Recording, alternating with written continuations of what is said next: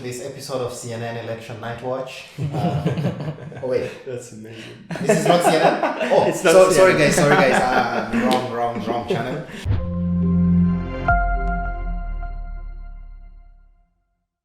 So welcome to another episode of Now You Know. It's been a week already. Yes. A week in which many things have happened, and we're glad you found time to join us again. So, Yeah. what have you guys been up to? Yeah, it was okay week. It was not pretty. It was not tired week. It was fine. Nothing Just interesting. passed. Yeah, Yeah, it was. as usual. It was an okay week. Yeah. Nothing too much. Have you guys ever been told at some point in school, even now, to follow your dreams? Follow your dreams. Yeah. Many Well, times. many times I've heard about it. Yeah. But what do you mean with follow your dreams? I don't know. They say you should follow your dreams. Uh. Do you dream? Do I dream?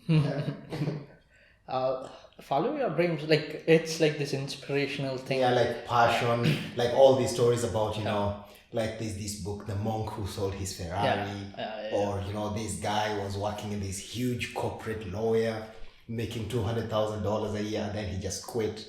Now he runs this bed and breakfast somewhere in the middle of the forest in Argentina, and he's happy. That's very interesting, but it is very interesting at the same time. It's not clear to me, to be honest. So follow your dream. You have to have a clear vision for what you are going to do, which I don't call it a dream. So the whole idea of following your dream is you should do things that you're passionate about. Cool. Agreed with. So you should do things, interesting. Yeah, I agree with the things that you do because you have so much passion for this thing. Because that will, if you are doing that, you will never quit. Basically, you will never hate what you are doing. Correct. Because you are doing it because you have some passion about it. Okay, which I believe this is the thing which is missing with most of the people, because everyone now, if you talk to, they will say like, I hate my job, I want to quit, I want to do something else. Why? Yeah. Because do you hate your job, or are you just tired? Are you just overworked? Because even though if you are doing something you love, something you are passionate about, you will never get tired. You will work extra hours to get it done. What thinks Mr. Johan? I think the following your dreams part, like what he said, the passion. If you're passionate about what you do, that will be really cool. Like since we were kids, we wanted to do something, and like they say, if you find your passion and make it an income, that will be the perfect thing for your life. You will never work a day in your life. But the problem is the follow your dreams thing, or how others influence your dreams. Yeah. Sometimes, like I think, okay, so I'm living in a nice city, I'm doing a good job, I have all the things that I need. So this was kind of a dream. Yeah. But am I really passionate about what I do, or is this the thing that I wanted to do? Because as kids we want to become this or become that, and it's influenced a lot by our parents and our friends. The society we live in here. Yeah, they tell you. I think we both know we like to work with engines and cars and parts and all that stuff. But if you think about it, people say, he's working in a garage. Exactly. So it doesn't become your dream, You want to work in a corporate place with a small cubicle. Yeah. Have you guys ever looked at it from the point of, a lot of people tell you to follow your passion, Right. only if your passion is a glamorous thing. Exactly. If I told people today that, my passion is to become a farmer, Okay. I'm going to start breeding cows, Okay. they look at me as if I'm a bit nuts. Yeah. Why? But if I tell them my passion is to become this hotshot lawyer and work for this huge law firm or own a law firm myself, where I'll be making, $1 million a year, they're like, yes, follow your passion. Yeah. So Correct. Which it's only follow your passion, your dreams, blah blah blah, as long as it's something that looks, it's packaged properly. Yeah. Yeah, but I have a point here. It's your dream. Yeah. It's your passion. Why someone will come and say, do it because it's your passion? But then, it's impossible for you to dream of something you've never experienced. You cannot dream of something you've never encountered. So all those times you were a kid and you said, I'd like to be a police officer, it's because you've seen a police officer. Yeah, makes Or sense. I'd like to be a pilot, it's because you know of the concept of a pilot. Yeah, it makes sense. Yeah. It makes sense. Because, as he said, I like so much mechanics, car mechanics, And I'm built in, by the way, my first car, which is still in the very exactly. You're not very passionate about it. It's still in the very first steps. But still, I have so much hope and passion to get it done as soon as possible.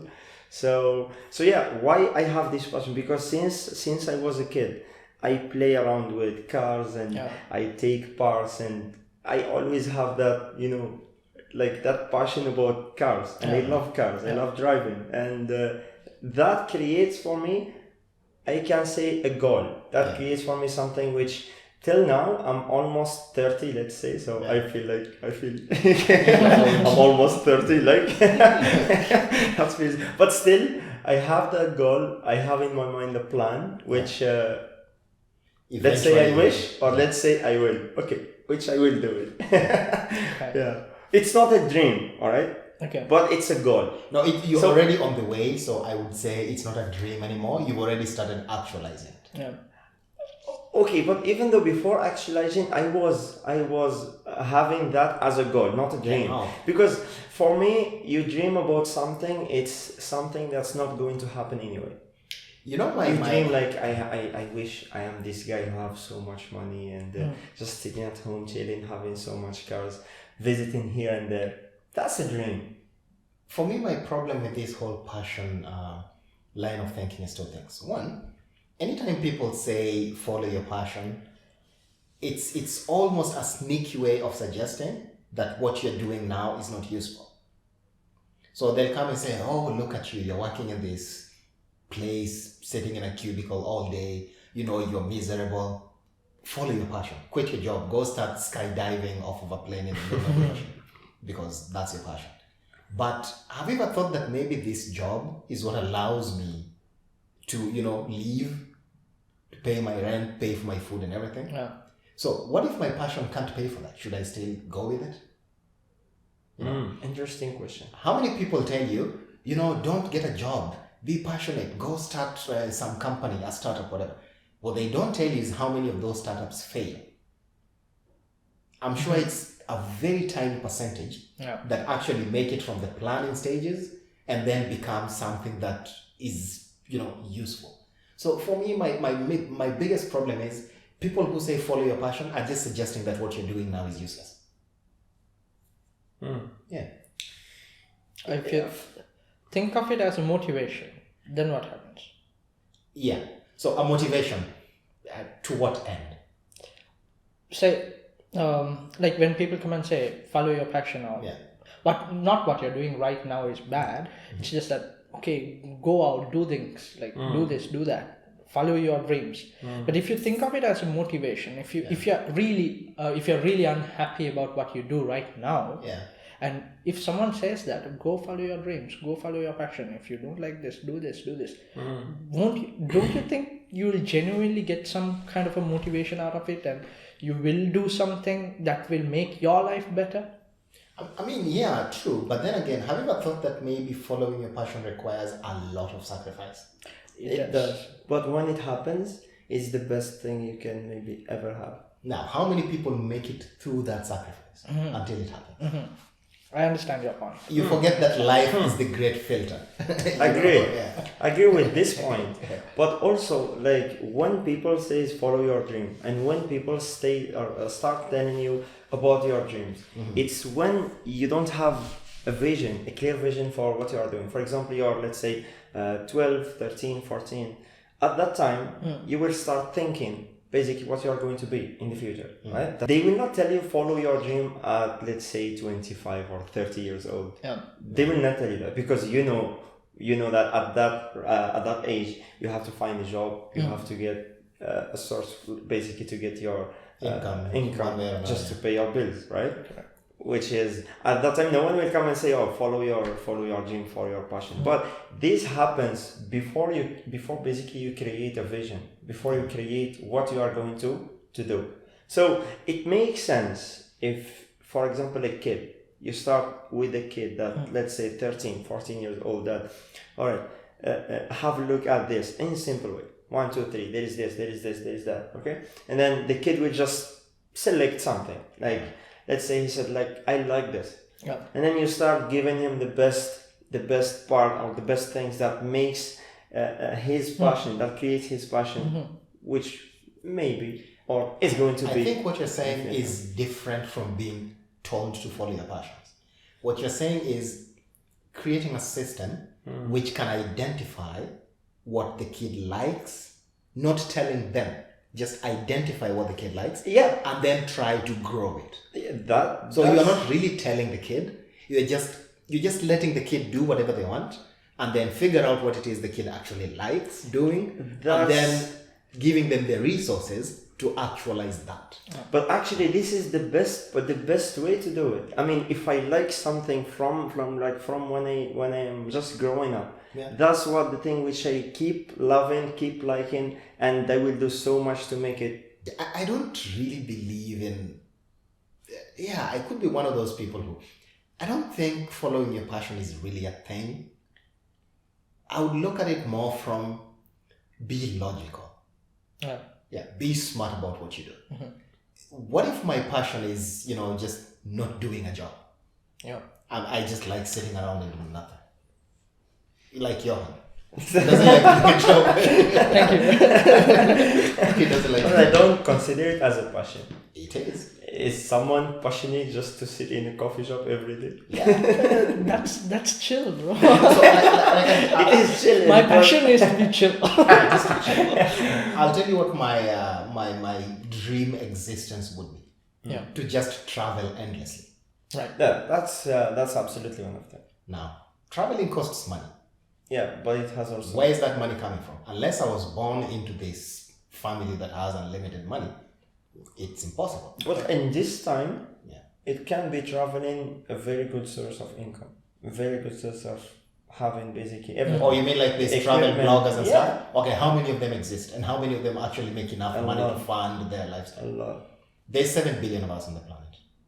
Do the math. Not 7 billion all travelers, and not 7 billion. Exactly. But how many people have this kind of lifestyle as their ideal life? Not much, right? Again, what I said before, the great filter. When you say traveling is actually one of my passions too, but it depends on how you want to travel. What compromises are you willing to make? If you want to travel and stay in 5-star hotels and stuff, then yes, you have to figure out a way to make money out of it, become an influencer or something. Yeah. But if you want to travel out of a backpack, right, live a very minimalistic life, you have your tent, you have your camp, you can work at a farm. Yeah. Right. There are backpackers with amazing stories. Like they travel to so many countries. Sri Lanka, it's a tourist country, right? Oh, by the way, question. These backpackers, Yeah. what part of the world are they from? They're mostly European. But Thank you. Carry on. yes, I see the point. You you're see my trying to- point, right? Yeah. I see the point you're Try trying to- backpacking while black. Yeah. See how that plays out. And also, also it matters how powerful your passport is. Yeah, exactly. Try backpacking while Palestinian. Yeah. See how that plays out. Try hitchhiking as a brown person. Won't happen. Let's see how that plays out. Yeah, correct. I understand what you're saying. So yeah, it has to be logical. It has to be logical. It has true. to make, at the end of the day, common sense has to apply. Yeah. Let's say you grow up and you want to be a football player. Let's talk about the country that Brazil exports the highest number of football players of any country. How many people are in Brazil? There's, I think, 200 million, give or take.